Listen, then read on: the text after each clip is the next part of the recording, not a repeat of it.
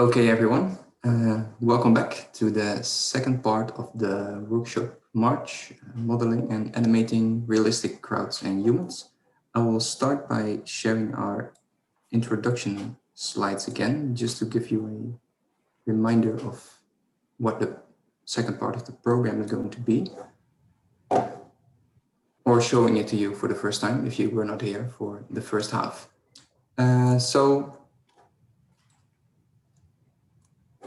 We are with 4 organizers, Zeren Jumak, Wouter, that's me, and Julien Petré and Annelène Olivier. And they will be the first to give a presentation in a couple of minutes. So you will hear more from them. And so the program consists of 2 halves. The first half was about virtual humans. We've done this part. And in the second half, we will move more towards the crowd level, so situations with many humans at the same time. And we'll start with a project presentation by Annelène and Julien. And after that, we have 3 paper presentations. 2 of them will be pre-recorded videos that I will play, but the authors will be here for live Q&A afterwards.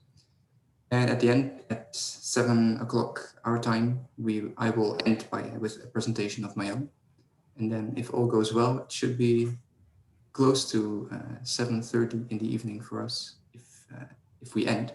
And then we can give some closing comments and have any other discussions that we still want to do.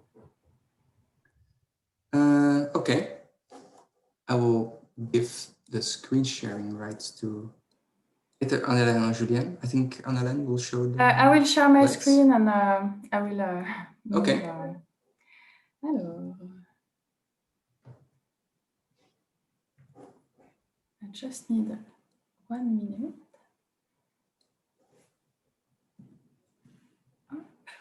So is it okay? Yes. Great.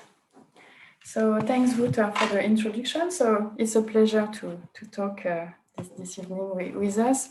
So the objective is more than speaking only about project, much about the challenges around this project. So here we would like to discuss through this project, so several challenges related to the design of a next generation of virtual characters. And the context here is the study of human behavior in populated immersive environments.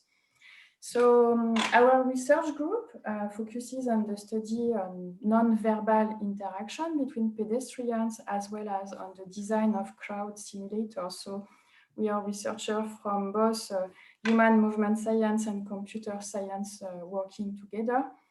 And basically, so in the context of crowd simulation, so one purpose is to produce realistic crowd behavior. So for different applications, of course, going from entertainment, crowd management. And an interesting point for us is the use of these virtual environments, populated virtual environments, to analyze pedestrian behaviors. So in order to improve the realism of such crowd simulations, one main challenge is to understand and model collective behavior of pedestrians. So by realism here, we mean the realism of their motion. So Rachel talked about mainly the appearance. Here we are more interested in the motion of the pedestrians. So the collective behavior here can be defined with a microscopic approach. So as a group level patterns that emerge from local interaction between each pedestrian. And then these interactions can be expressed at the trajectory level through these agent-based models, but also through full body character animation. So for example, if you go too close to someone, the pedestrian will have some shoulder rotation. And in order to help us modeling and simulating this local interaction, so we really can benefit from observation data. So there are a lot of work using observation data in real conditions. So even in our team, we did a lot of experiments using these pairwise interactions, also this kind of this little crowd with a following task in a circle. And so one good point is that we can observe, so maybe natural is not the exact good word, but we have the real behavior of real pedestrians, but there are some limitations since all the factors implied are really hard to control, conditions are hard to standardize. Also, collecting this data is kind of expensive to capture and process, and only few types of interactions are considered. So here arrives VR. So we really push that VR is a really interesting tool to study these local interactions. And there are some challenges, so we will move to this, in the design of a valid VR platform, including realistic virtual characters. So Julien will then present some ongoing projects related to this context. Okay, thank you. So just one comment. The title says that we would be talking about 2 projects, actually will be 3, but does not make a big difference. I think it's interesting to mention those projects because they say something about the ongoing research, and through those project presentation, we won't be much showing results, but more ongoing works or objectives we try to reach. So the next 3 slides is a general presentation of those projects, starting with present. So present is so they are all European projects actually. For US people who are not used to this kind of European projects, there are about a few millions of budget total shared between the partners. And there are different categories of projects. So present is an ICT project, so it's in the frame of information and communication technologies.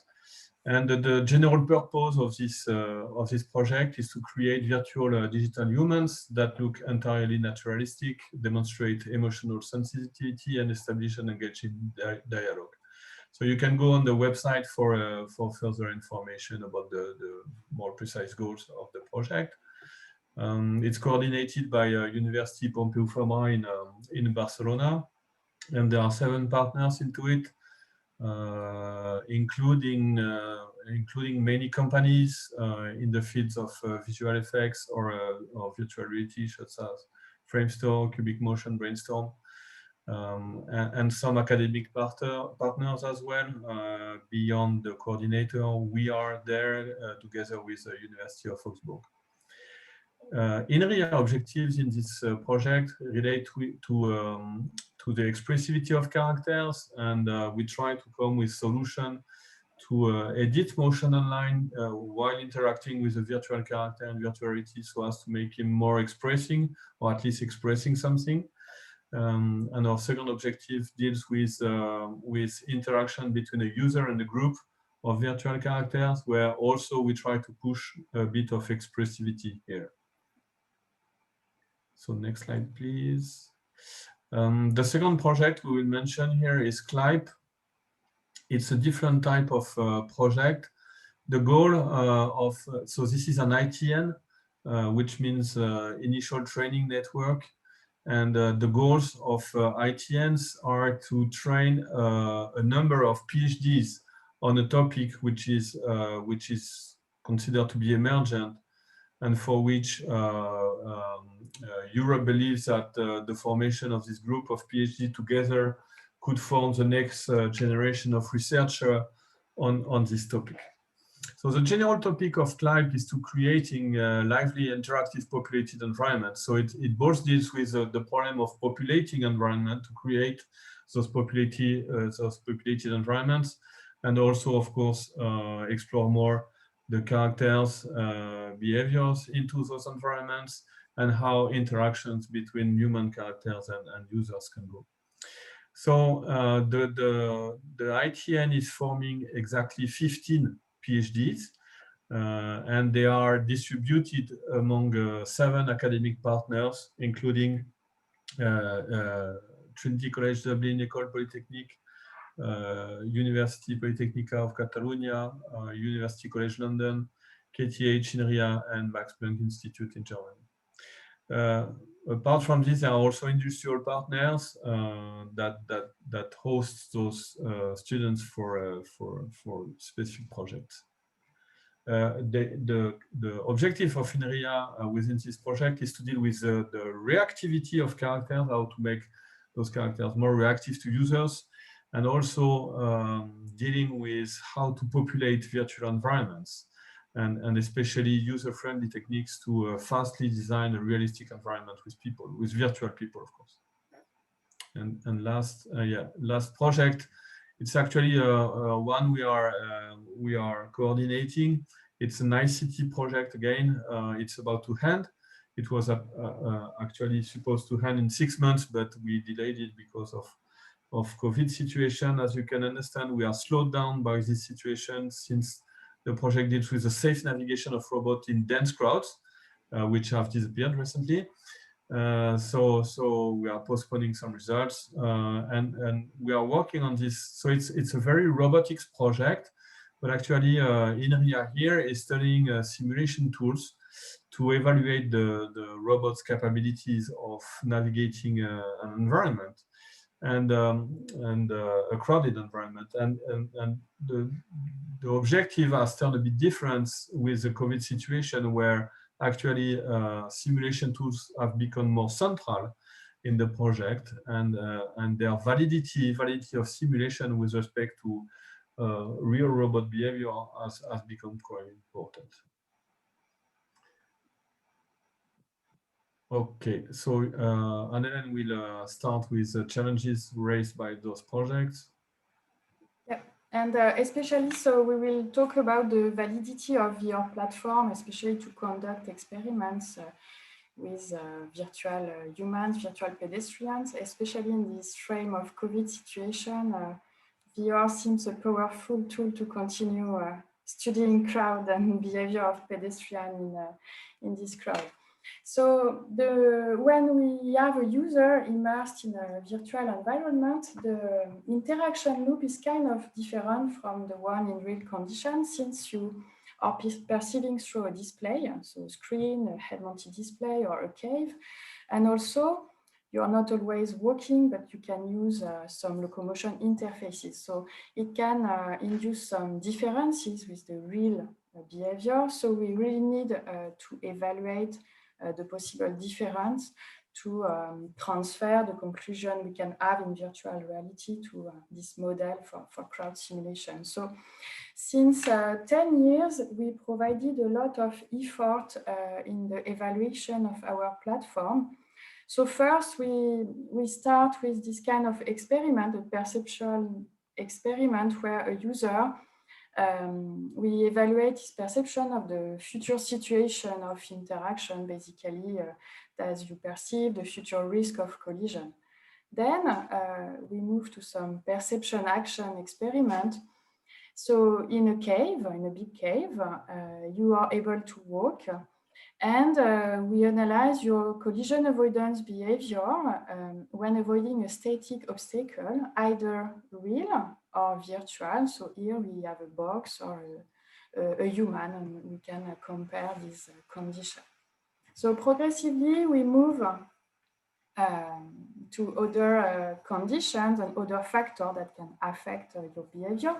So here it's the effect of the locomotion interface on your collision avoidance behavior. So for these two studies, we were interested in the trajectory performed. And more recently, we moved to other approach where we also consider the gaze activity.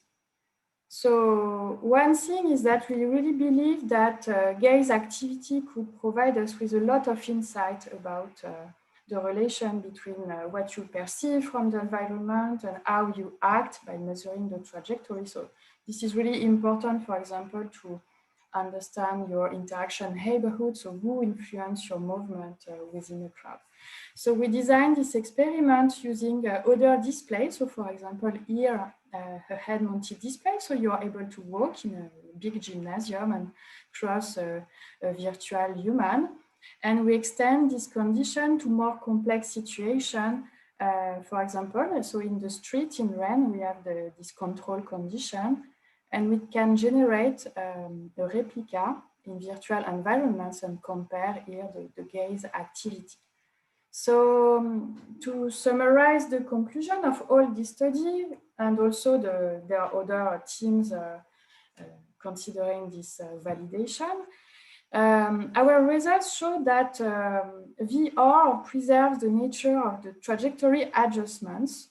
Also, regarding eye activity, you fixate in the same proportion the different elements of the environment in real and virtual conditions. However, we can highlight some quantitative differences regarding interaction metrics. So basically, human over-adapt their avoidance behavior in virtual condition. And we also have some differences in eye movements. For example, in that condition, the duration of fixation were longer in a virtual environment. So these results encourage us to use VR as a tool, mainly for a qualitative evaluation. So evaluate the effect of factors on this pedestrian collision avoidance behavior.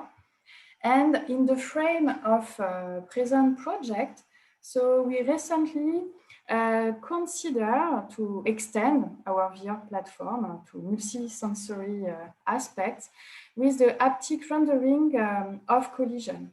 So we designed this situation so in a static crowd in a train station where a user need to go through a crowd to reach a screen where the train destination is displayed. And the participant, so he has an XM suit, so the head-mounted display, and some haptic device, so vibrotactile device, which render the collision if the user collides with one of these virtual humans. And then we have condition without haptic rendering of collision and other with haptic rendering of collision. So I won't enter into too much detail in the results, but the main results are that in both conditions, so with and without haptic rendering of collision, there is a preservation of the global trajectory, so the path participants follow to go from their starting position to the screen, which highlight the fundamental role of vision in the guidance of human locomotion. However, in the haptic condition, we can show some modification of avoidance behavior. So basically, when there is the haptic rendering of collision, participants rotate more their shoulder when navigating through the crowd. There were less collisions, and also we observe a slower walking speed. On another aspect, there were no effect on presence and embodiment. And so we can explain that maybe by the fact that the vibration feedback does not match the haptic sensation in a real collision. Also, as you can see, the crowd here is purely non-reactive and non-expressive. So this makes the transition with the next challenge with the really need to have this reactive and expressive character. So, for instance, until now, we didn't use this reactive character because we would like to standardize the condition across different sessions and participants, but here we really want to go in that direction. So Julien will then speak about these reactive aspects in the VR experiment. Yeah, talking about reactions to events or to things, let's go back to this example of the evaluation of robots navigation in dense crowds. What we highlight here in this slide is that simulating human-robot interaction is relevant for many robotics application, because eventually going directly for live tests of robots would be actually quite dangerous to participants. And maybe it's a good idea to first test robots' capabilities in a simulation environment. And also, with simulation, you can cover more easily a large, for example, a large number of situations, or a large parameter space for conditions. But there are challenges here in such simulation, and we can list two of them. The first being, of course, how to simulate the humans' reactions to the simulated robot, right? So those characters in the simulation, they are mainly walking, and when the robot in the simulation is approaching them, they would behave the same, just ignoring probably the presence of the robot beyond collision avoidance. So there is a limitation here in the simulation results regarding the way people react to the presence of a robot. And also, we can say that that simulating in a realistic way a robot is also, in spite of the fact that this is a machine, is also very challenging. So you need to simulate the sensing capabilities of a robot. You need also to simulate the way the robot is processing this information with its own processing unit, with limited capabilities and limited performances. So you need to simulate that as well, so that the reaction time of a robot is realistic. And finally, you need to deal with the physical simulation of the robot, which is its interaction with the environment, with the surfaces of the environment, and the physical behavior itself of the robot, which can be highly complicated. So it's interesting to spot that virtual reality is actually offering a way to concretely deal with these limitations. And what we tried in the frame of this project, and we were stopped by the sanitary crisis in the middle of this research, was to perform a joint immersion in a virtually crowded space of both. So in this simulated populated environment, you would immerse not only participants to see how they behave within the crowd, but also robots, physical robots that are immersed into this simulation. So this is what we illustrate bottom right, where you can see that we can perform, we can separate physically a robot and a participant and make them interact in the virtual space together by capturing the robot behavior and simulating in sensors with respect to the virtual conditions. Next slide, please. So there is really a benefit of having this mixed reality human-robot interactions in terms of safety, in terms of control of the context parameters, such as the crowd in this environment that you can simulate, and it will ease a lot the acquisition of data, as we know, which can be essential for robotics, because you can capture easily together and in a synchronous way the robot sensing data, all the robot reaction, but also the participant behavior and whatever data you are interested in. It's still quite heavy in terms of simulation. You can see it on the figure top right, where we need to run a very high number of components together, and it's sort of heavy and with several computers which need to be synchronized. And the robot also, you need to deal with the robot, and you need to sort of bypass its sensors data to feed it with simulated data coming out of your virtual reality and environment. But it's interesting to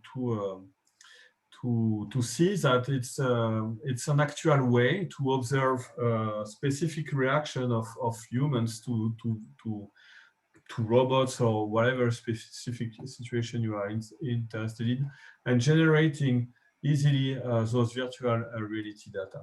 And the question we have is, since we hit the observation of those reactions, could we model and control virtual humans so as to replicate those reactions? So I will probably accelerate a bit through the slides, but the question is, yeah, can we actually put someone in a reaction where, to simulate a virtual human and the way it should react, we can put a real participant into this situation, see how he reacts to it, and make this virtual character replicating this. Because so far we believe that the virtual humans are almost completely unable to react to anything. Like I mean, out of a scenario or the way they are programmed to react to things. I mean, they are not equipped with generic reaction capabilities. So, for example, in this environment of a metro station in Moscow, if there is something like the user is clapping his hand or starting moving in weird ways or starting being crazy, the virtual characters will not even show awareness. So we think that's a pity, and it deals with more generally with nonverbal communication capabilities of humans. So communicate their awareness, for example, through a body reaction without speaking, that can be conveyed through many channels like gesture, postures, or eye movement they take. Okay, so you can refer to nonverbal communication literature for more. But it deals with proxemics, how close you get, how close you can get from one another, depending on the situation and how move your gaze, how move your head, how move your body. So we believe that we should. There is room to improve in large ways those communication capabilities for and reactivity of virtual humans, but not only reactivity. We should also deal with expressivity of characters. So still through these non-verbal communication channels, can we improve the way virtual characters communicate with users? So and in virtual reality, it's given the limited computational resources you have and the need for high performance techniques, it's very often that you will end up with animating your characters with motion capture, which is blocking sort of the expressivity and capacity of characters to adapt to new situations, because everything they show, everything they display in terms of motion should be pre-recorded. So probably you are aware of these style transfer techniques that are emerging from deep learning. They are revisited with machine learning perspectives, but we try to explore more procedural techniques, maybe for more control over the expressions that we want the characters to take. And our idea is the following. I will try to explain it very rapidly. Sorry about that. But the idea is that so the expression deals with what you can perceive visually of motion. So there are visual features of motion that you want to control. So, for example, let me take one example. If you wave to someone, and you try to attract his attention, you will try to wave in front of it.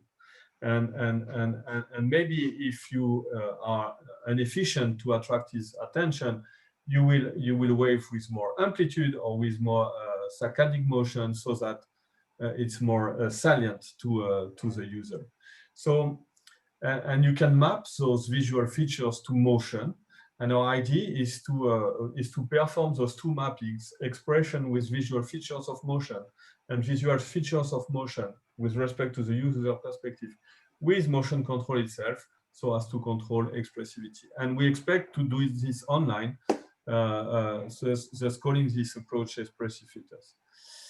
Next slides. And beyond the one-to-one interaction, we would like to deal with collective behaviors as well, which belief can express something about the context, and especially the relation from someone with a group.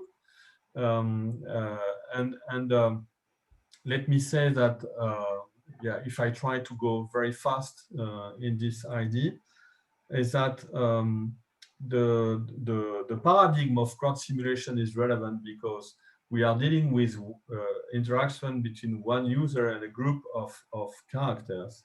And this is exactly what simulates a crowd simulation, those local interactions between one agent and a group of neighbor agents. But if you know a bit about crowd simulation, you will certainly spot that very rapidly you are limited in terms of type of interactions between people, and very often it's limited to like grouping or collision avoidance or this kind of interactions, very basic ones. And we are missing a lot of interactions to be more creative in the design of the environment. So we want to deal with that by introducing some techniques to sketch very rapidly new kinds of interactions between user and agents or virtual characters. Let's go through to the next slide, please. Yeah, to maybe to conclude a bit here, we will have to stop. Yeah, so beyond the local interactions between users and agents or characters, you need more generally to deal with the scene creation, so the design of the full environment and how you can populate it. So populating virtual environment is a difficult task. Maybe because I shared my office with Branislav Jolikny 20 years ago, almost, or 15 years ago. He was working on this crowd brush technique, if you know it. So it inspired me a lot, and yeah, so we came with some ideas to really ease the design of virtual environments, population in virtual environments, like with crowd patches. Unfortunately, I won't have to detail. Or more recently, how you can for example, create herds of animals based on pictures you have of them, and eventually control their motion. So there is still a lot to do on scene creation and tools to populate rapidly virtual environment in a user-friendly way. We expect that soon we will come with new tools about this. And I think that inspired by the style transfer, we could come with environment type transfer. Like if you are able to capture some behaviors in the train station, in a given train station, maybe you are able to populate a new train station with a different geometry quite easily. Let's move to the conclusion, which is fast. So we have our list for Santa Claus, and we expect that in the next few years we can address some of the problems here, and to come with more expressive characters, more reactive characters, and also tools to create in a user-friendly way rich environments that can be applied to specific scenarios. And I think the example-based techniques make things really easy, and the question is how to preserve some specific features from your example and transfer them to new situations. Yeah. And then you want to conclude? And yes, we would like for sure to thank all the contributors, because this is a lot of work. So yeah. Sorry for the long presentation, and thank you.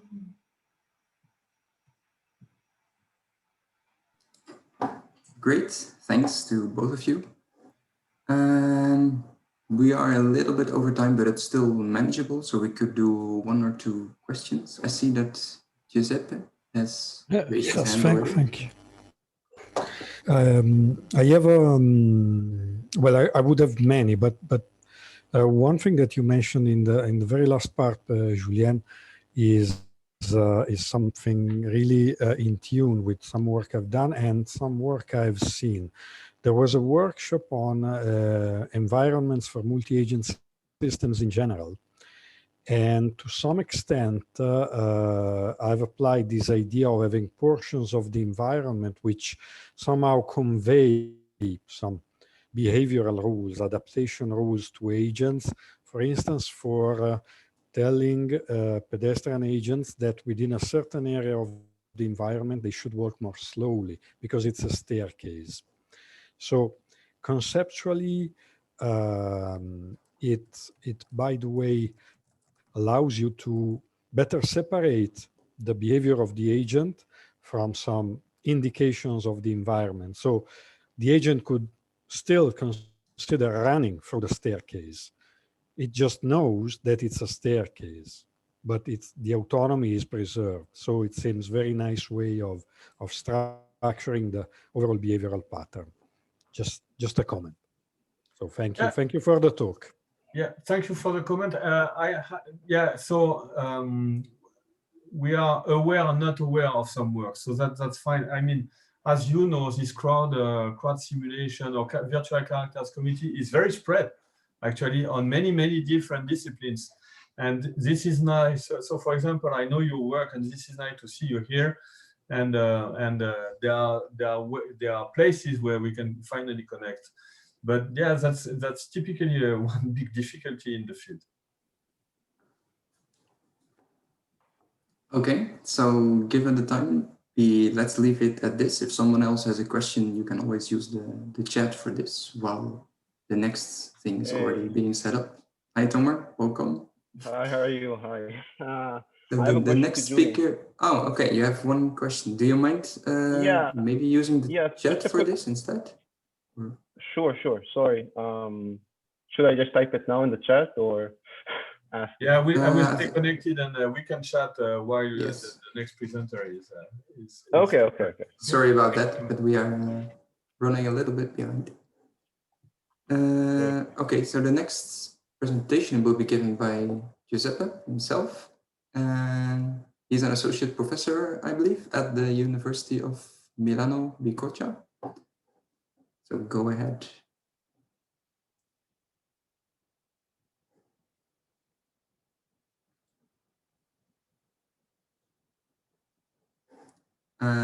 I think you are still muted. Like we see your presentation, but we don't hear your sound.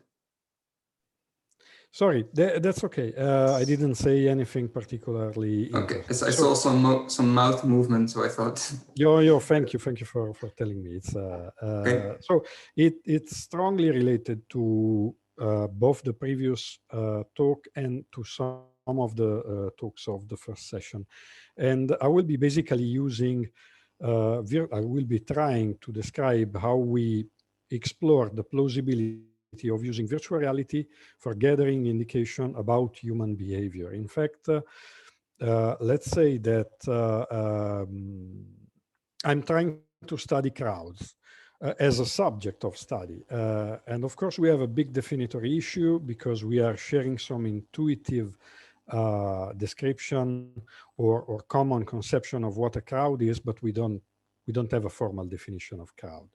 I take the perspective of looking at a crowd of pedestrians as a complex systems, so as something not so clearly defined that depends on the individual decisions and action of the single pedestrians composing it. But it's hard to describe it also because it includes long list of interdependencies that are really hard to really disentangle in some sense.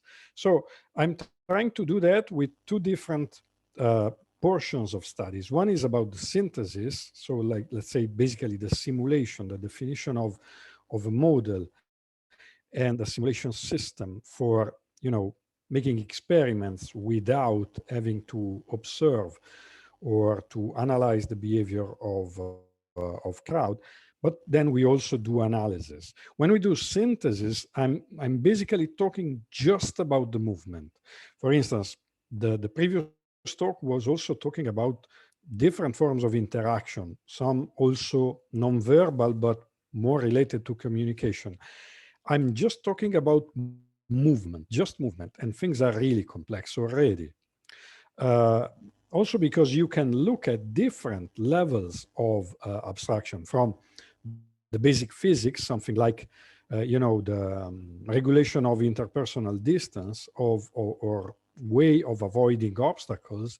And then you can move on level up and you can think of the planning of activities, let's say a list of things to do that are located in the environment. And then also more complicated stuff like, I don't know, for instance, deciding to attend a conference. That's something at strategic level.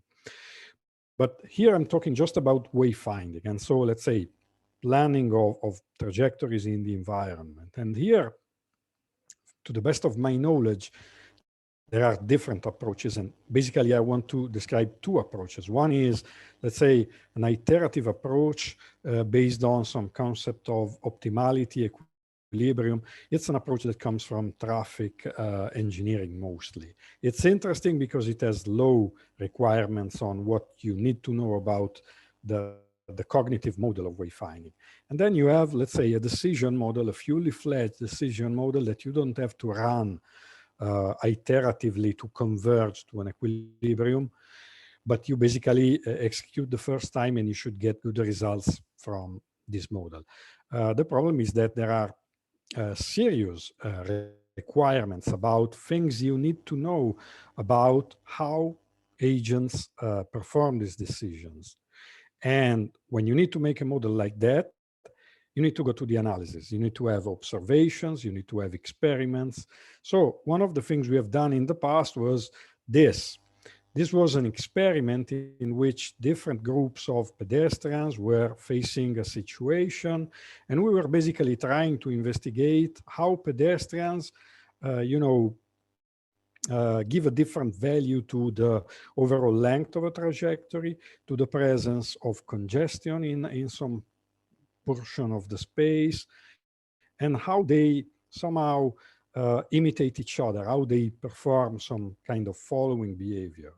So the problem is, okay, when we do that, we can come up with some nice quantitative simulation, and we can also, come up with some,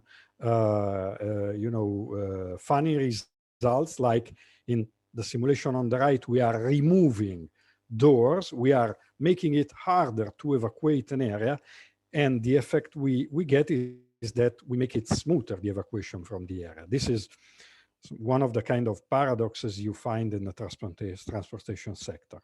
Of course, you can perform analysis, you can do attempts to validate these kind of results, but the big problem is how to really increase our understanding about some of this phenomenon, avoiding the costs and the practical issues in investigating human behaviors in situations like wayfinding. For investigating wayfinding, you cannot perform small-scale experiments. You would need to have larger environments. You would need to have information that's not so easy to acquire. So we came up also with the idea of making experiments with virtual reality. It's not a new idea, but we basically wanted to make, let's say, an experiment. Let me define it, a low-cost experiment, also to investigate a situation that's close to us, because we were basically investigating the signage information within our local university. That is commonly agreed upon that it has a very bad signage, and it's really easy to get lost within this kind of environment the first time you go there. But we also wanted to understand if such system would have been considered usable by a human user, with all of the consideration that were mentioned before about interfaces, about user interfaces, way to interact with the system. This was a very low-cost experiment. We used the Oculus Go, that is really the lowest cost tool for doing this kind of things. We were designing a digital version in a smaller scale of one of the floors of one of the buildings of University of Milano Bicocca. And we were basically making some normal situation with normal signage, and we were making some alternative signage situation. This is an example of a session of exploration of the environment. Here we had some, horizontal signage in addition to the vertical one, and we were trying to understand if that would have been considered useful by the users. And the setup was the one sort of sketched on the left. So the Oculus Go was interacting with a server, both equipped with Unity application. Data was gathered on the server, and the client was basically communicating the movement by the user. And of course, it was very low cost setup. But we were basically asking ourselves, is such a system usable even before being plausible? And we did this kind of analysis employing a state-of-the-art kind of questionnaire, and it came out that it seems so. It seems usable despite the low fidelity of the environment. The visual quality and detail of the environment was rather low. In fact, the immersive degree is relatively low. However, no particular issue was reported here. Also, we asked ourselves, does this system present cyber sickness issues? Because, for instance, personally, I don't like so much spending long sessions of virtual reality. I don't appreciate it. And also in this case, we use the state-of-the-art questionnaire. That's the simulator sickness questionnaire. And again, it seems that we don't have a cyber sickness issue despite the low quality of the setup. Of course, what's really funny here is that users having some, let's say, acquaintance with the environment that was being simulated had, they reported more frequently and more important issues like, nausea or some kind of disturbance, physical disturbance like eye strain. And that's interesting because it might come from a mismatch between what you see in the virtual reality and what you remember somehow. And this cognitive dissonance seems in tune with something that was discussed in the first session of the workshop. And finally, can we already say something about the trajectories and about the way people perform wayfinding? Well, it's not so clear because we don't have enough data, but certainly prior knowledge has obvious implications. For instance, this guy or this girl, I don't remember, has taken a very different route from the one indicated by the signage that you see here. So this person certainly had some prior knowledge and knew where it was necessary to go. Also, one can also get lost in the environment, like this green one, follow the signage or thought he was following the correct signage, but eventually realized that the trajectory was wrong. So went back and finally did the correct task of moving to a certain position of the environment. And of course, serious work can probably be done with relation to putting in connection, as Julien was suggesting, different areas of knowledge, different disciplines. So a lot of things can be done trying to put in relationship this kind of analysis and this kind of result with spatial cognition, exploration, and even learning of spatial information and knowledge. However, what we think we can conclude is that it seems plausible to employ this kind of technology to complement real-world experiment and observation, and especially to speed up some kind of research on this line. And I think I have eaten up most of my time, so I thank you for your attention, and of course, I am totally available for responding to questions and curiosities about what I've just shown.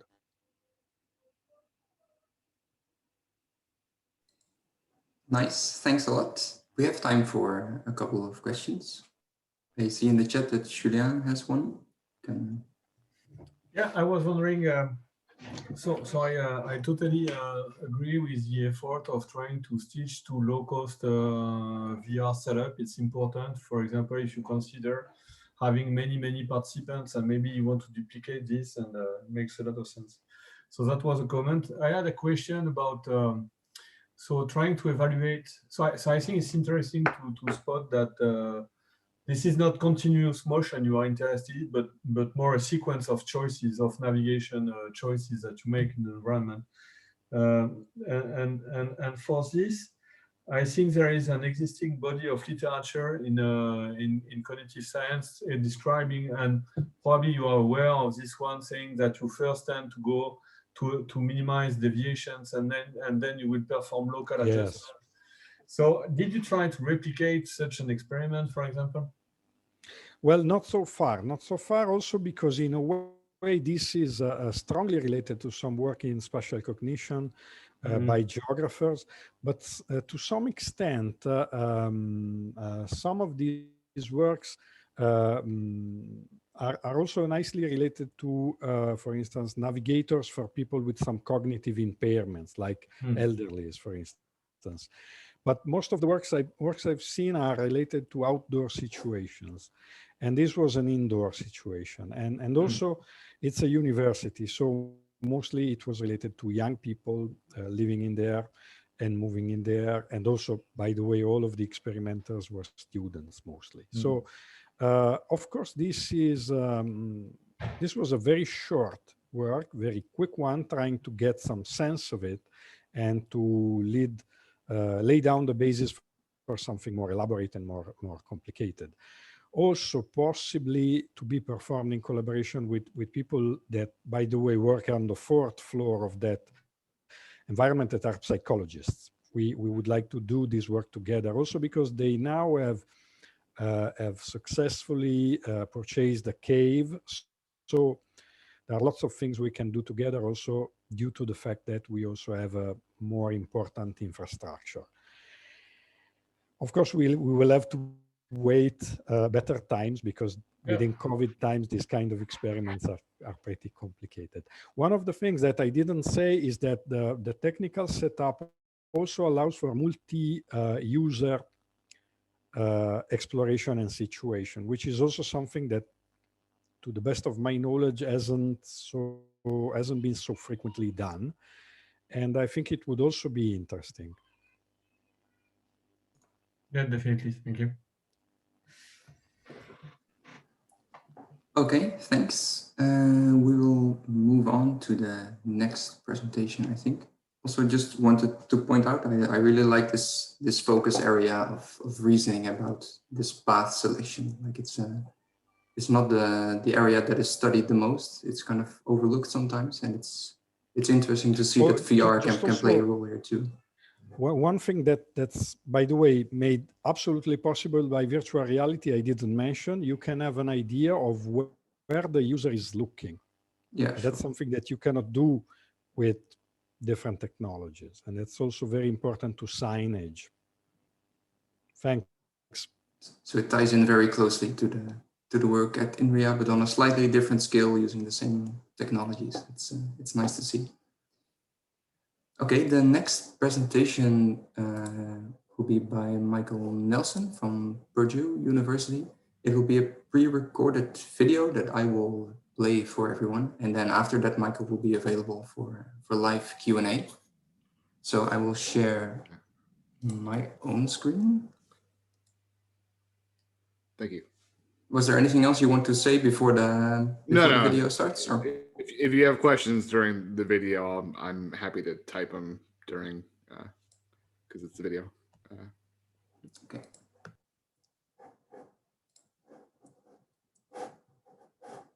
Okay, you see it, I think. It is, you see the start. Hello all, I am Michael Nelson, presenting a virtual reality framework for human crowd interaction studies. The first question I should address is, what is this framework? So this framework is a framework for simulating generic walking patterns of virtual crowds. It's for editing crowd behaviors, and it's designed primarily for VR locomotion studies. So human crowd interaction is recorded through locomotion analysis, and this is made for researchers using Unity 3D. There are some basic requirements for using this framework. Firstly, it is suggested that you have a walkable area of at least 30 square feet or larger. You have access to a cordless or backpack HMD that supports either Oculus VR or Steam VR. The Quest is also something that can be used with this framework. So why is this needed? So it provides data for how a crowd can manipulate human movement in virtual reality, and how humans move can tell us how we might best direct them in simulations and game applications. And the subfield as a whole could utilize a generalized framework. And I have listed some other scholars I think may benefit from this framework. So I'm just going to briefly go over how to set up the application. The framework has 28 models included in it, all made with Mixamo. There are 14 males and 14 females. The models were designed so that they are lightweight enough to work on lower end HMDs like the Quest, while still having a baseline realism to them. There are some assumed experimental procedures that the framework uses. It is assumed that the experimenter is going to predefine the conditions of the crowd and the user placement in the physical space. Participants will be told to stand in a specific space and move to a target position in the virtual environment. An audio or visual cue is given to walk or stop. After walking, the user will be prompted to turn around, and the conditions for the next trial will be loaded. And that is repeated until all the trials that have been set up have been recorded. This is the basic system architecture. There is a game controller which handles all of the aspects of the study, crowd controller, which is a configuration for the crowd, area, which is predefined as positions that they can walk to, a data manager for downloading the data, and individual trackers and controllers for the participant and members of the crowd. These are some of the settings that can be changed for each trial individually.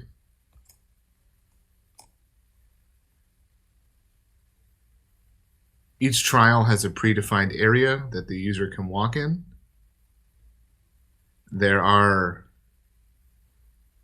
By default, the area is defined in a square with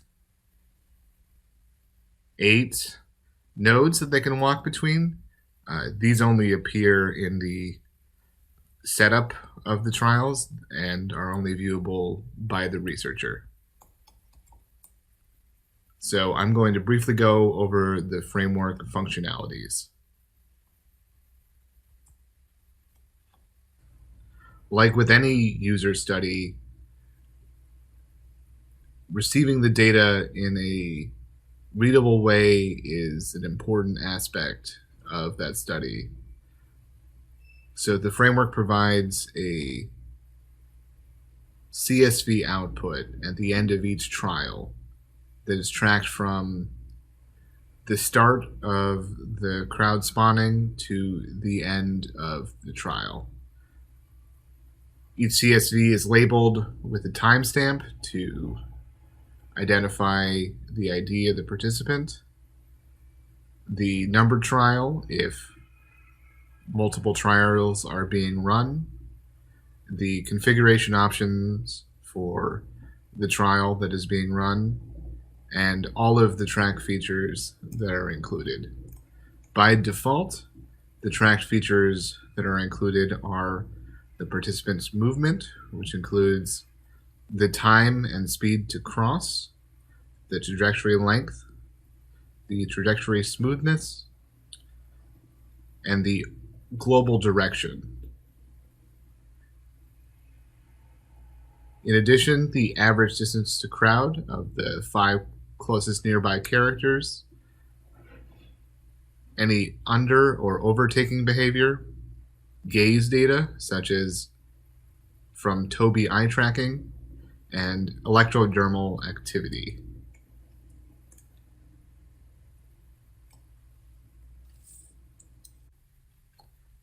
Now I'll briefly go over the major features of the framework.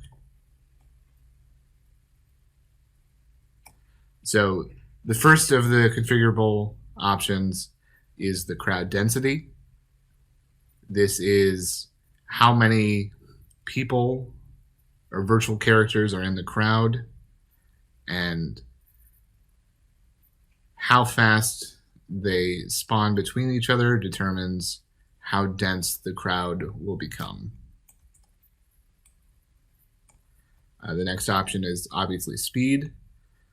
The crowd has a minimum and maximum speed that are within normal walking to fast running speeds. In addition, some extra configurations of the crowd that are harder to demonstrate are interpersonal distance, which is how close members of the crowd can get to each other and the participant, and a deviation from the crowd's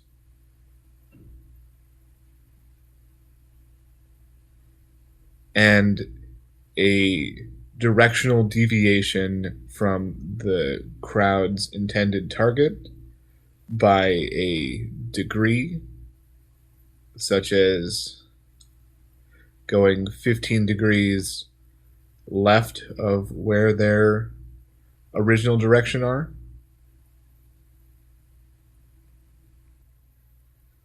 So now I'm going to show off some walking variants that can be achieved with the framework.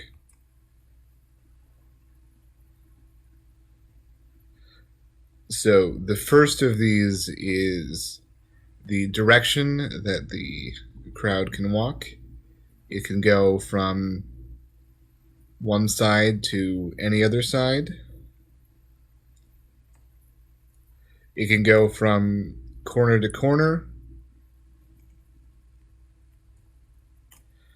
It is able to do a dog leg where it goes to one corner and then heads to another corner. Once the crowd has reached their destination, they will be recycled back into the crowd at their starting positions. It also allows for crowds to come at each other in a bidirectional fashion, or in a quad directional fashion.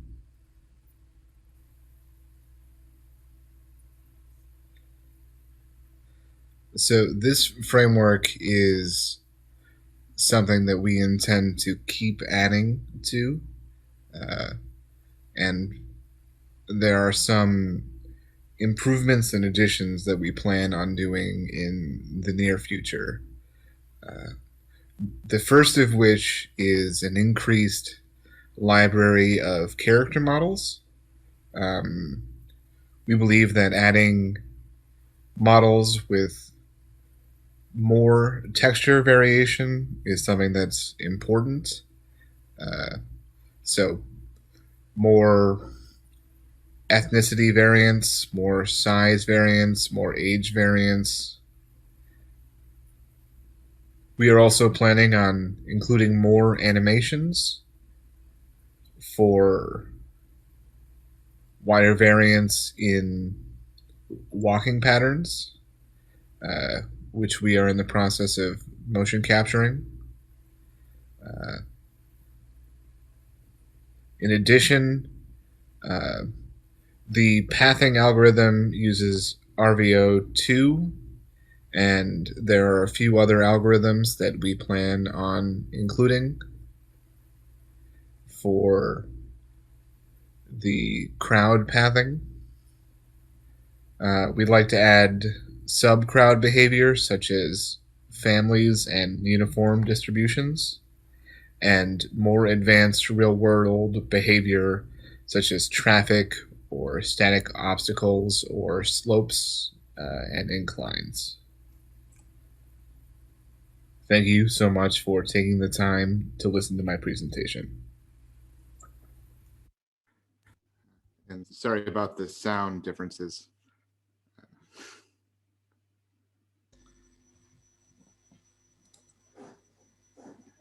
Okay, if there's anyone who has a question, you can. I see that Alejandro has posted that he has a few, so Yes, I don't see any others at the moment. You can go first, at least. Yeah, thank you for the presentation. It's been quite interesting. I have a few questions, like where did you get the animations from? So the animations that we're currently using, we have one that we're mocapped in one of the labs here at Purdue, and the other one is one of the free ones you get through Unity is what we're using right now. Okay. And did you get any problems with the foot sliding? Did you solve it in some way? So I haven't, there is a little bit of foot sliding, but I think Unity by default's IK system does an all right job of it. I mean, if I can take a closer look and see if there's better ways that I can solve it in the future if I do see. Okay, and just a recommendation, you can use the Rocketbox avatar library, because it's been free in the past 2 months, and you can use it for free. It's available from the Microsoft webpage, and you will find there many avatars, about 150 different avatars you can use freely. Oh. Yep, it's the Rocketbox avatars, Rocketbox library avatar. I will definitely look into that. Thank you so much. You're very welcome. Okay, there was a hand from Giuseppe earlier, or did you have the same question that has been answered now?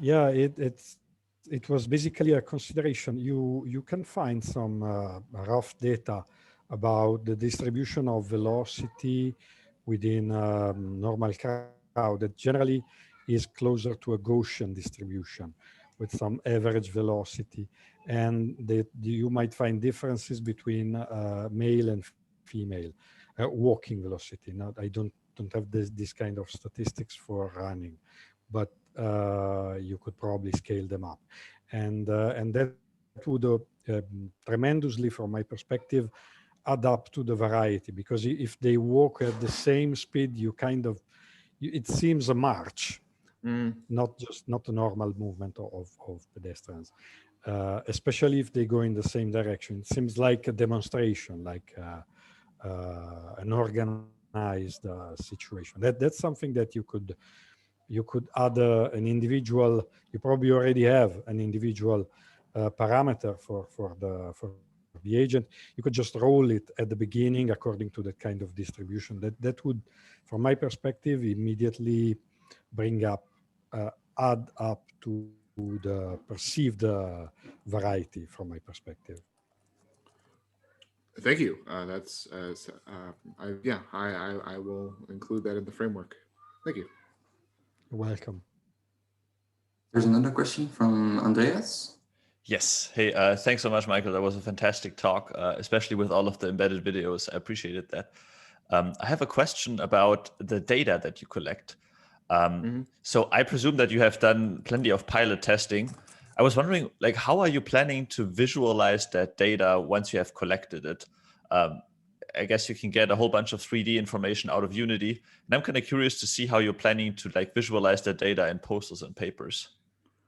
So right now, this is not included in the framework, but I'm working on heat maps for where people are moving and the general movement of the crowd patterns, similar to what you saw in the earlier presentations, is stuff like that, and heat maps of where they're looking, what the thing over time.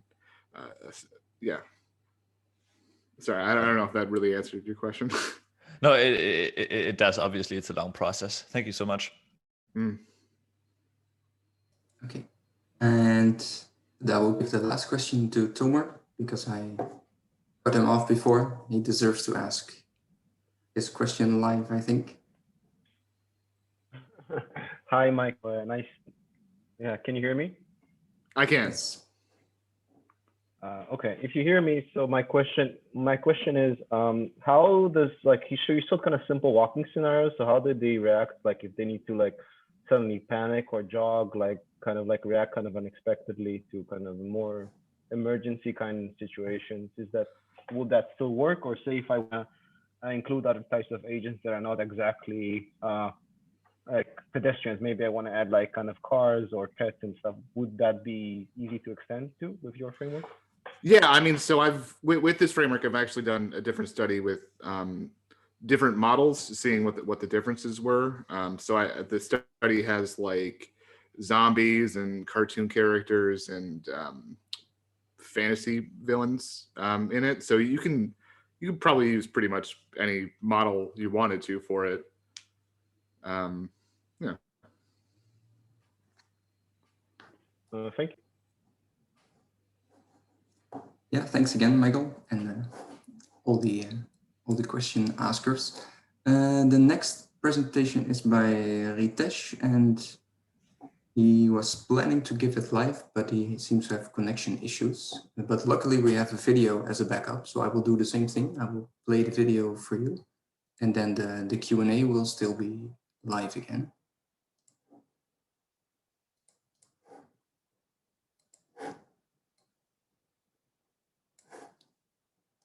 I just have to.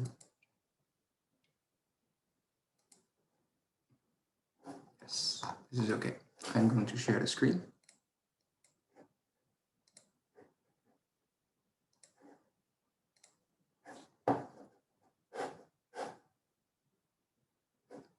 Let me know in the chat if the sound is too soft. I can change the volume if you want.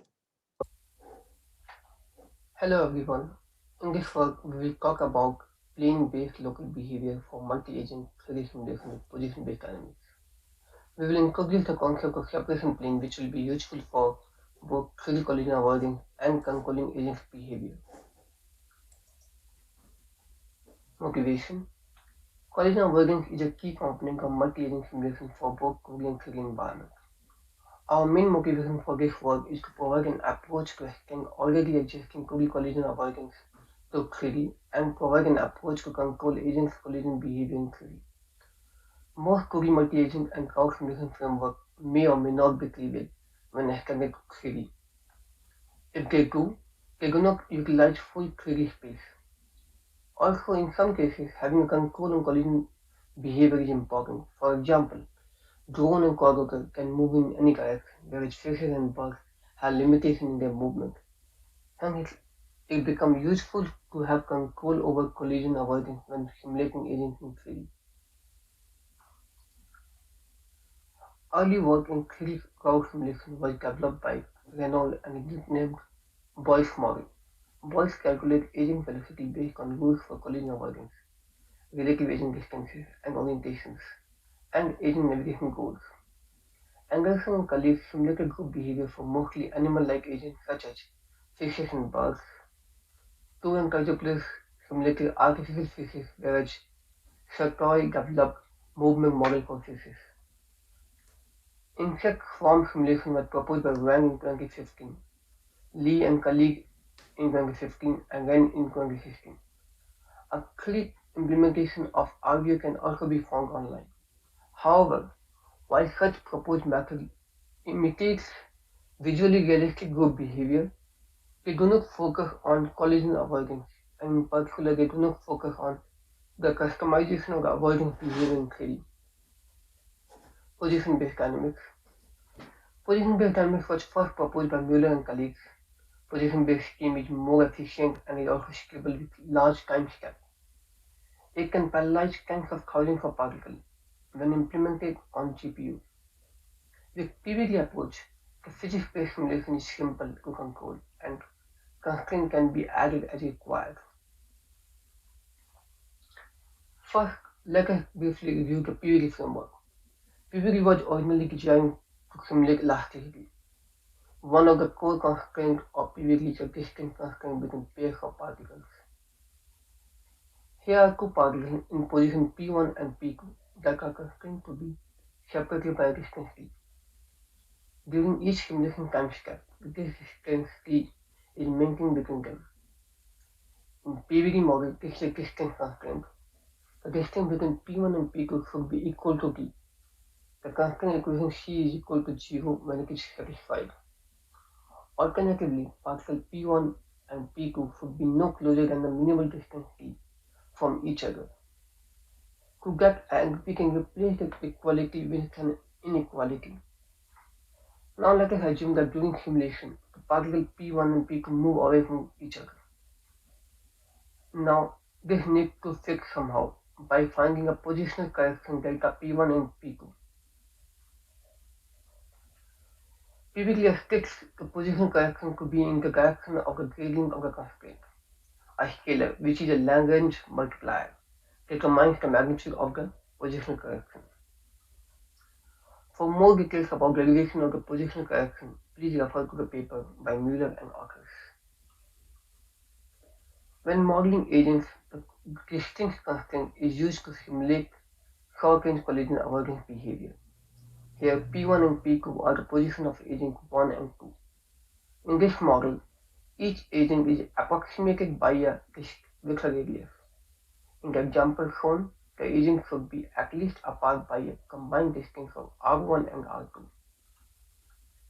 Here is a simple demonstration of a short-range collision avoidance. As you can see, the cylinders representing the agents barely touch each other, while they make no preliminary effort to avoid the upcoming collision.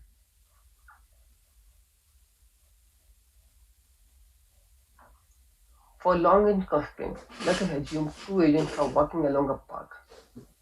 If the disk representing the agents will collide at some future time step, we want to design a constraint that will prevent this future collision. One way to do this is to rigidly attach a groove particle in the direction of motion of the agent. If at some future time step the agents collide, we can preform a collision constraint on each groove particle and then rigidly project the correction back to the real particle. However, there are a couple of questions we should ask. At what distance should this groove particle be attached? Note that this is similar to a formulation in a previous paper by Ye and colleagues titled Composite Agent. This was done to model more aggressive agents. Instead, the approach is to make this avoidance behavior time dependent. So, if the agents are on a colliding path, we want to activate this avoidance behavior. The magnitude of the avoidance will depend on the time to collision. The shorter time to collision, the more the agent will adjust their trajectory. In the PVD framework, this correlates to the constraint stiffness. The closer in time the agent will collide, the stiffer the constraint spring will be, and the more the agent will adjust their trajectory to avoid the collision. Here we have two blue agents and two red agents starting from the same place locomoting towards each other. The red agents have the long-range collision constraints active, while the blue agents have short-range constraints active. As you can see, the red agents adjust their trajectory in advance in order to avoid the upcoming collision.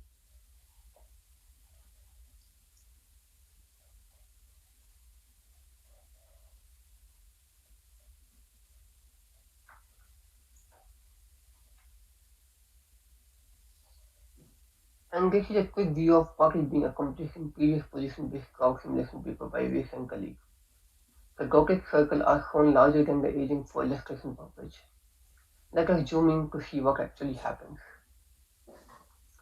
For the lower agent, the response vector is decomposed into two components, the component on the current trajectory and the tangential component.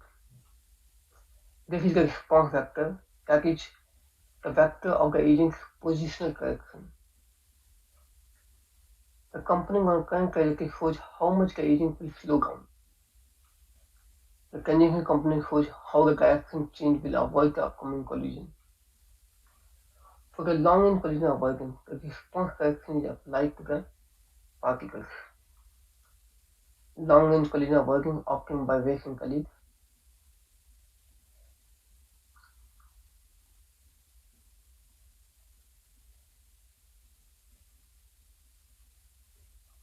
A side effect of the long-range collision avoidance model is that agents slow down. That is why another avoidance constraint is designed, also known as avoidance model. For the avoidance model, only the tangential component of the oncoming collision is preserved, so that the agent don't slow down while trying to avoid the coming collision. Avoidance model from Weiss and colleagues.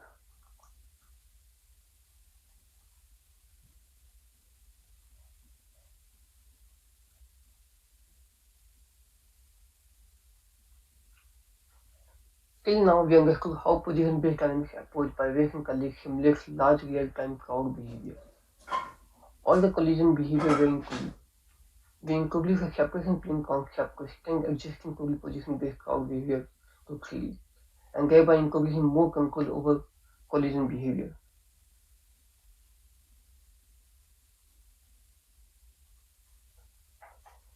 Similar to 2D long-range collision avoidance, let us assume two agents are moving along a path and will collide at the point O in the plane.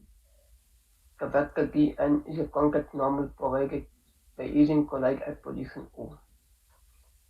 Let us assume the preferred separation plane is parallel to y-axis, and vector A is chosen to resolve collision between agents, which is vector y.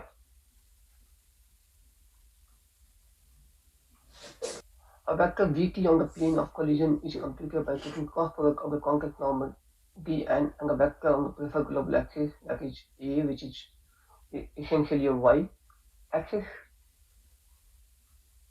Next, the vector vt and trajectory vector vn is added to obtain the vector vp, which is the predicted direction of the agent. In our work, we can split two variations of collision avoidance approach. The technique used in this work can be applied to any plane to control the local behavior of the agent in 3D. On the left, you can see horizontal collision avoidance. On the right, you can see vertical collision avoidance. Let's see some results obtained using our approach. Horizontal collision avoidance. Here we show the top view of the simulation where two agents avoid each other horizontally.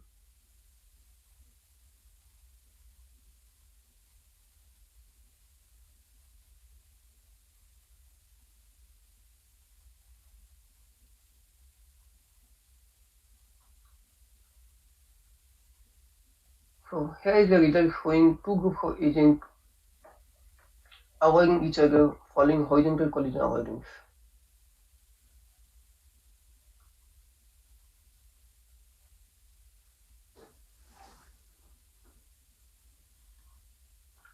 Vertical collision avoidance. Here we show the side view of the simulation where two agents avoid each other vertically.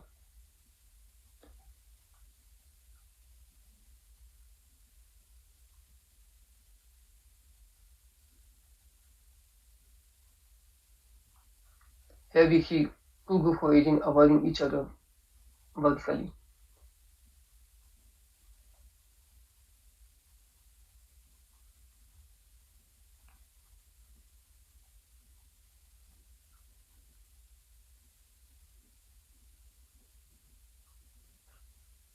Here we show the comparison of our method with existing 3D implementation of reciprocal velocity obstacle. Top row shows top view and bottom row shows side view.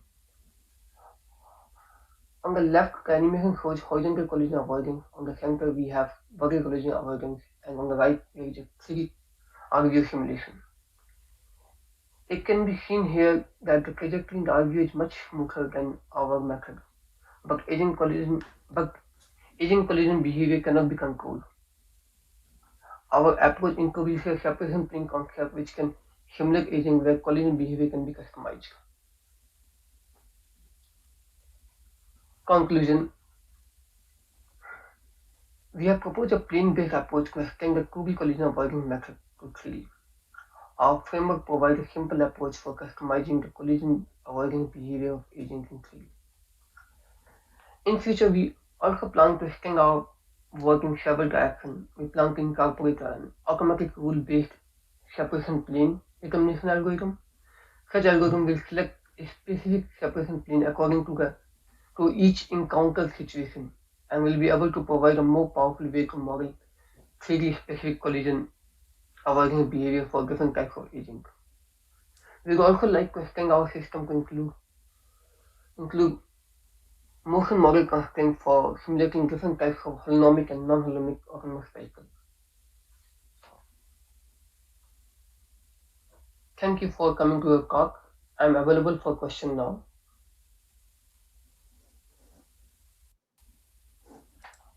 Hello everyone. In this work. Okay, let's play it just once. Okay, if all has gone well, Hitesh is available for answering any questions that you have.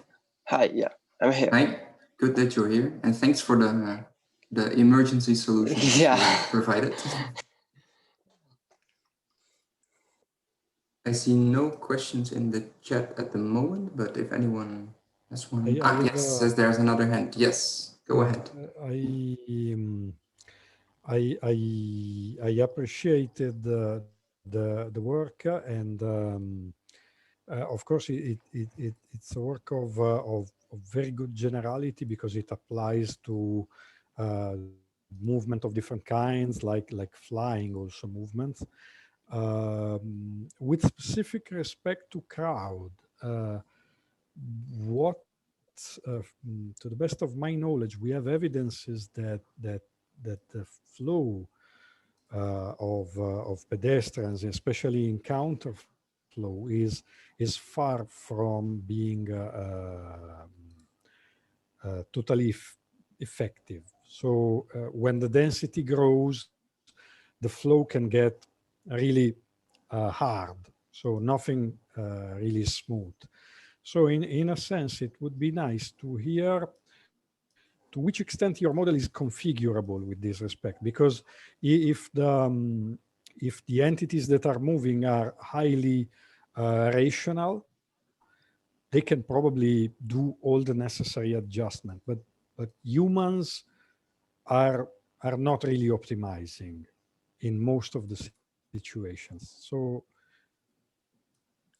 yeah, so our goal was to extend any 2D approach to 3D. Mostly the method that we proposed here was for 3D, not for 2D. So in 3D we have more space, right? So when you have even though you have more density of crowds, so a crowd can be like flying birds or fishes or maybe drones. So what we wanted to do is we wanted to provide an approach in such a way that people can control the collision behavior.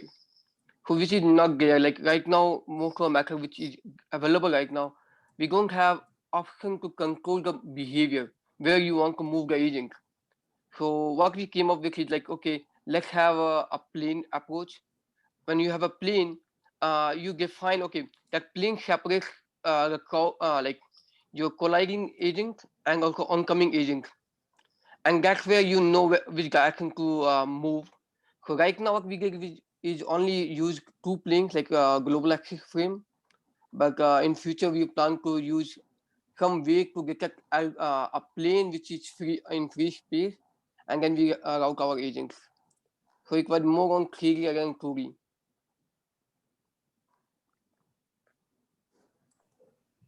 Okay, thanks.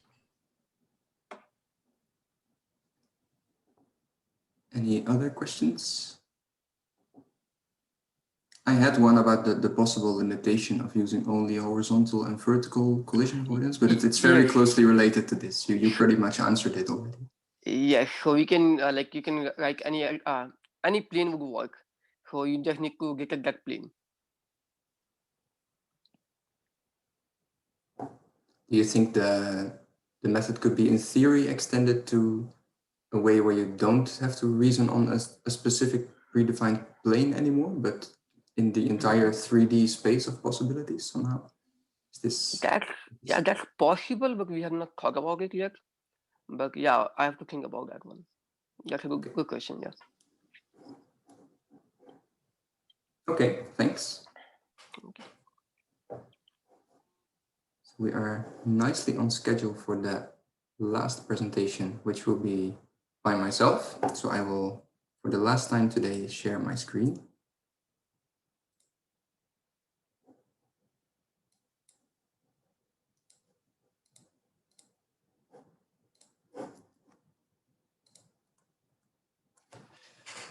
Okay, let me start a timer for myself. All right, so just as a reminder, my name is Wouter. I'm a postdoc with Julien Petré at INRIA Rennes, and my research is on crowd simulation.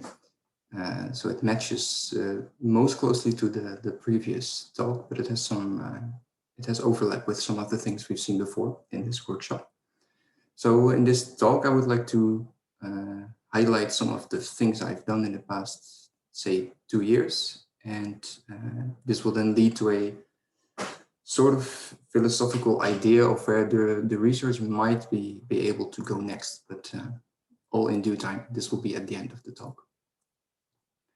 So yeah, as we know, crowd simulation means creating and using computer models to simulate the motion of human crowds. And there are many applications for this, both in the entertainment industry as in the more serious side, like safety and security applications. And in many cases, it's useful if we can simulate large crowds in real time. This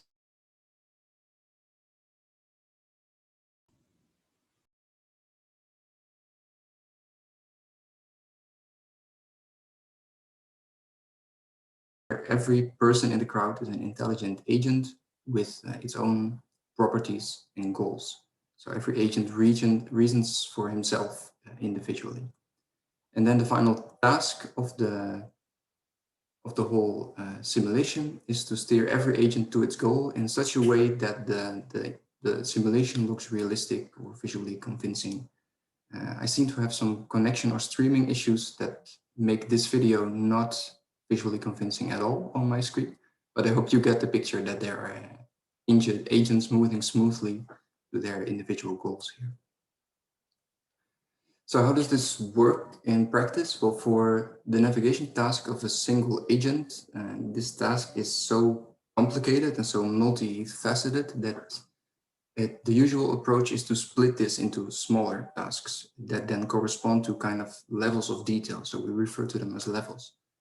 And one level is global path planning, where you use a graph or a navigation mesh to calculate an overall path from one point to another.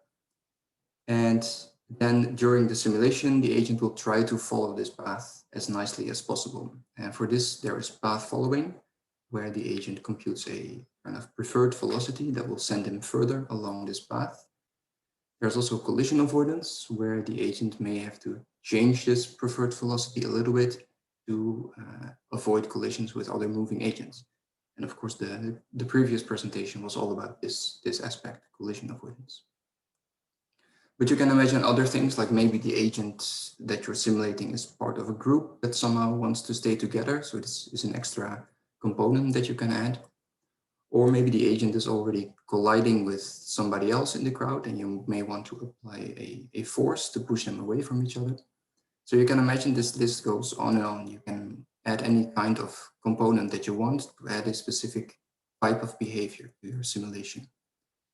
And this is how the research has been performed for the past decades. Like this is the normal way to do it. And then whenever there is a scenario that you cannot properly handle with the algorithms you have now, we either improve one of the algorithms, like we make a smarter collision avoidance algorithm, for example, or we add a completely new algorithm that somehow operates on a new kind of level that lies in between the steps that we already had. So we make this list on this slide longer, just adding a new component to it.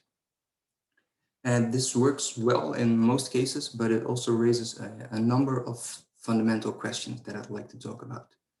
The first is, when do you use which algorithm? So even if we would focus only on collision avoidance, for example, there are lots of different algorithms out there, and they are all good at certain things and bad at other things.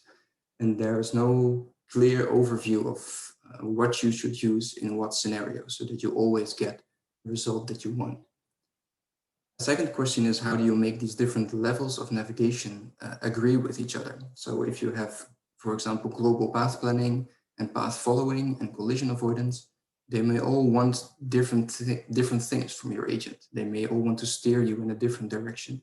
And how do you make sure that the agent does not get stuck or become indecisive then? And finally, there's a third question, but I've hidden it for now. It will be unveiled at the end of the talk. So my idea was to quickly talk about these three questions based on some recent papers from our group. The first one, when to use which algorithm. This year at the I3D conference, we published a paper that doesn't completely answer this question yet, but it takes an important step towards it. So how does this paper roughly work, this method? Well, we focus on collision avoidance here, and we realize that there are many kinds of algorithms already out there for this purpose. They can be based on forces or on velocity selection or on position-based dynamics, like we've seen before. There are many different overall principles in which you can categorize all the algorithms that are out there.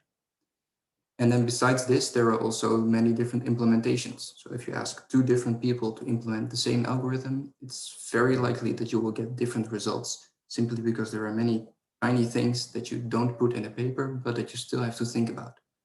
And because a crowd simulation is such a complex system, these tiny details can have huge effects, which make it really hard to say anything useful about what works best when. So in this work, we try to make this problem a bit smaller by first translating many collision avoidance principles to one shared principle, so that at least they have their theory in common. And then also providing an implementation that then becomes like a baseline version of all these algorithms that people can use as a basis for analytical work or for comparisons, for example. So a very quick overview of what this general purpose is then. So remember that the task of collision avoidance, or of any local navigation task actually, is to compute a new velocity for your agent so that it achieves certain criteria. And to do this, we can define the velocity space of the agent as the set of all velocities that this agent can use. You can draw this space as a disk, where the radius of the disk is the maximum walking speed of the agent. Then we can define a cost function that assigns to each velocity in this disk a certain cost, so a scalar value that indicates how good or bad this velocity is, so how attractive it is for the agent to choose. And then a lower cost means a more attractive velocity, for example, because it avoids collisions or because it's close to the preferred velocity. You can add many criteria here. And finally, an optimization method is the way to use all this information to actually let the agent do something. And overall, there are two main things that you can use. There's more, but these two are already quite quite good for covering all the options. The first one is to look at the gradient of this cost function and then move away from it so that the agent kind of greedily moves to a velocity that is better. And the other is to somehow scan this entire space of velocities and find the best one. So the velocity with the lowest cost, and then accelerate towards that one. So without going further into the details, it suffices to know that with these ingredients, by mixing and matching certain choices in each category, you can reproduce many different algorithms that already existed. So with that in mind, we made an implementation of this principle, which we called humans. And this is an open source C++ code base that everyone can freely download and use and build upon. So it implements, as I said, many existing collision avoidance algorithms using a small translation to this general principle. And then all the other simulation details can stay the same. That's the big advantage here. So the only differences that they have are really the cost functions and the optimization methods, but nothing else. And our target audience here is mostly researchers, so people who are interested in doing analytical work or comparative work on collision avoidance methods. You can also easily write new cost functions yourself if you want. And for the real diehard users, we also have the functionality for visualizing a cost function so that you can see what is happening in the background in an algorithm so that you can get more insights into how it works and in the differences between cost functions.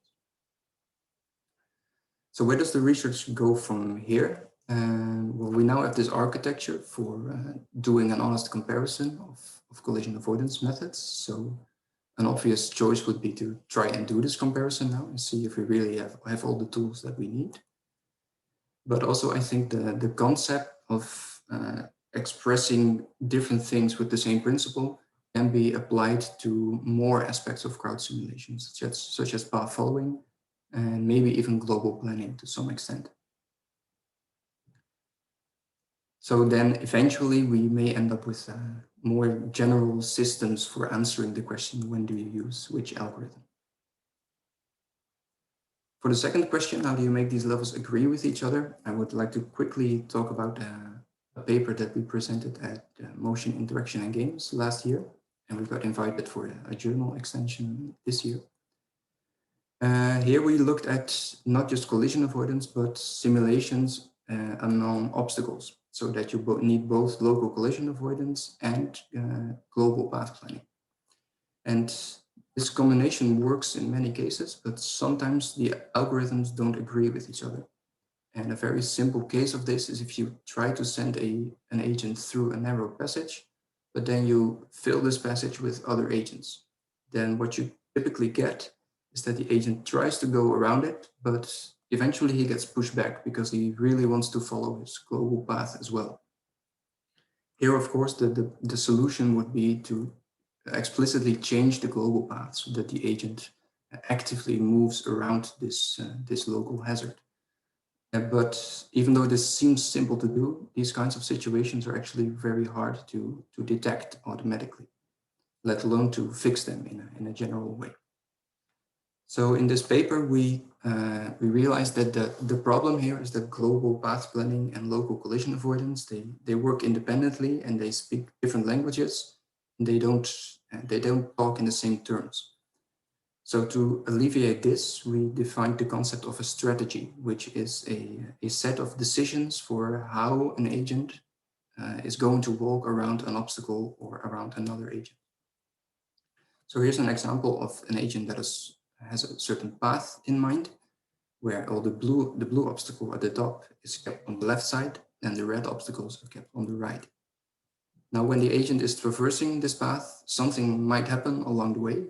And then if your collision avoidance algorithm is clever enough, it will probably suggest that the agent has to go somewhere else. And by translating this choice to a strategy as well, so again, to a red and blue coloring of obstacles, we can realize that there's now a conflict between the global plan and the local plan. And by realizing that this conflict is there, we can act upon it. So either we let the agent wait until the problem is over, or we let them actively change their global plan as well, so that the two plans match again. So in this case, this would mean planning a detour around the obstacle. Now that's the main gist of it. I don't have time to explain further details here. I just want to show one result that I found interesting. So here's an example of a U-turn corridor. Sorry if you see any hiccups here again. But this is the example of a simulation where the agents only do global path planning and local collision avoidance without any connection between the two. And then every agent will kind of greedily pick the path that seems shortest.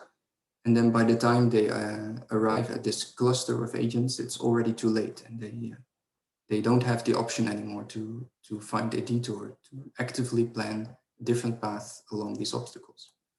But if you let every agent use this strategy concept to repeatedly check if maybe it should try to go around an obstacle in a different way, then you get a more responsive crowd where the agents automatically distribute themselves over the environment.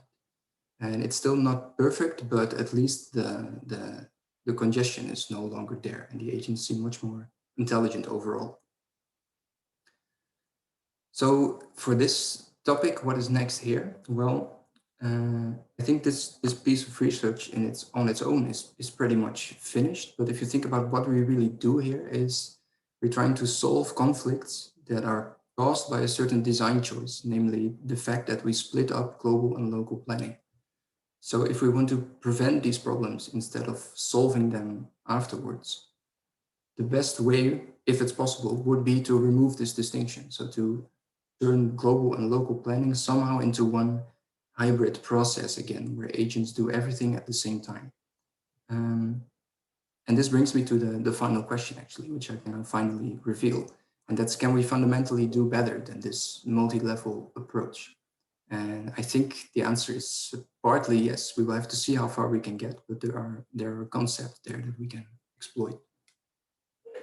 So if you look back at how this agent navigation has evolved over time, we have this discrete sequence of algorithms that each produce their own kind of plan. Like path planning gives a path, path following gives a preferred velocity, collision avoidance gives an actual velocity.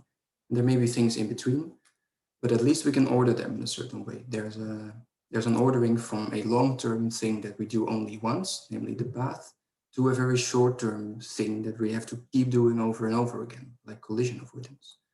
So recently, there has been research about adding new steps to solve specific problems, or connecting steps together, like with the strategy concept I talked about, or maybe even merging things, like in the humans software, where we try to see multiple things as actually the same step again. So it looks like we are moving a bit towards not a discrete sequence of plans anymore, but something that leans towards continuous, where everything is done at once. So in a very abstract sense, an agent is just constantly asking himself where to go from here. And technically, it shouldn't matter if an agent encounters a problem, it shouldn't matter if this is a local problem or a global problem or something in between. Like in theory, it should be possible to treat this in an abstract sense where the concept of levels does not matter anymore. So I think we might go towards a system where these tasks are no longer clearly separated, which then solves problems caused by the separation we have now. So then the whole thing becomes, like I said, a more hybrid thought process where the concept of a level of detail does not really matter anymore. Now, as I said, I'm not entirely sure to what extent we can do this, but I think it's an interesting line of thought that I would like to work on in the years to come. So that's where I think we could go from here. No, not just the agents, but also the research itself. That's it. Thank you. I took a bit longer than expected, so I will stop sharing my screen and take any questions that you have. And Seren, maybe you can coordinate the question selection, because it's so that I don't choose my own. Yeah.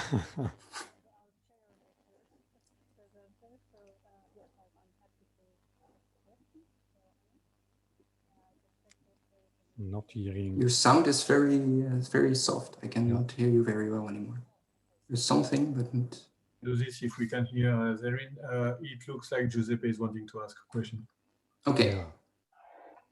Basically, the kind of architecture I was using in my slides is like perfectly in tune with this, because I have a level of, let's say, operational level. It's like a different way of defining a set of algorithms working on the velocity vector, you can think, or the acceleration vector if you go to models that deal with basically acceleration, like social force models and the like.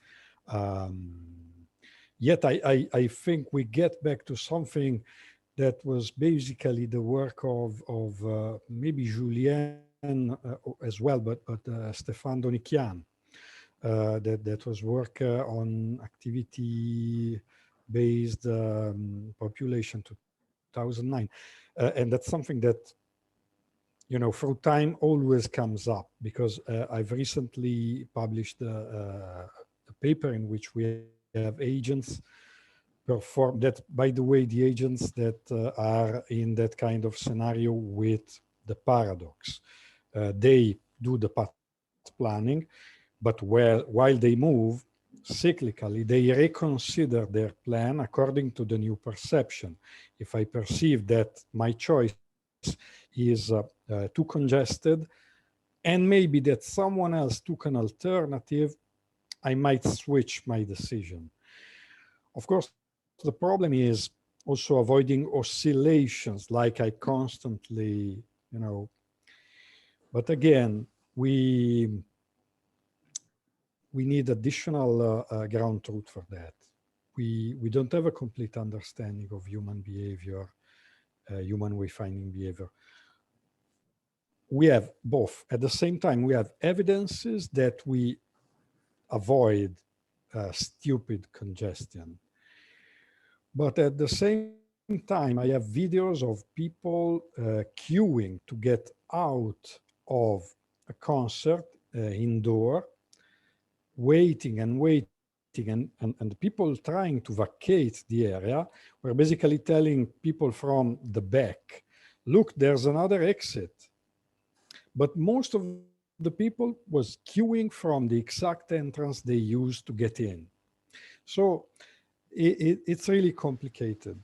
It's really complicated. And as we were telling before, there's a lot of people doing research on this topic. It's really hard to get together.